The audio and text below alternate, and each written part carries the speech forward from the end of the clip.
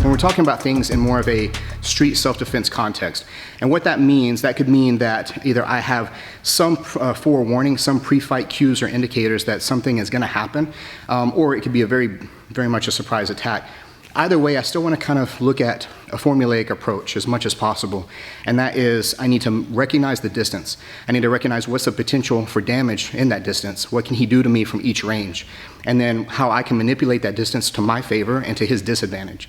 So in the case of like, if he's trying to swing a punch at me, and this may be a sucker punch that I had very little forewarning about, just enough time to like get here and be able to block out and get my head into a safe range. Then from here, I want to get myself to a different zone where I'm not as in the immediate threat as in front of his arms or between his arms.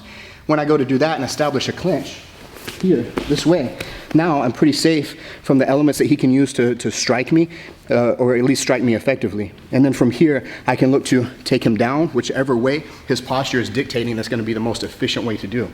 In other cases, he closes the distance for me. I don't have to crash that distance.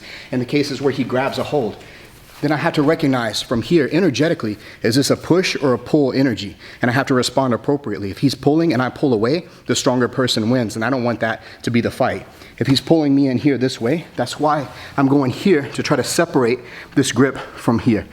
I try to step across to help get extra leverage here, this way, and then end off with a strike to maybe disengage from there, or maybe continue on with other combative measures.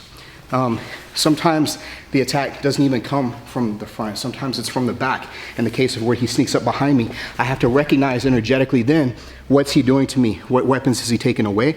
He didn't try to strike me from the back, he grabbed a hold of me.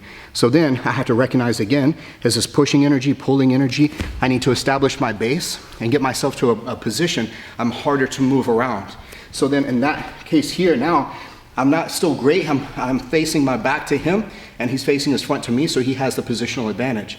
But if I can change the structure and the relationship of our bodies together, now I've really put myself in a more advantageous position where my center line is facing him more and his is off. I now have the ability to manipulate his posture by either throwing or tripping and falling there. So across all these, I have to recognize the energy, have to recognize the structure, how he's manipulating or trying to manipulate mine, and how I can put myself in a more advantageous position against him.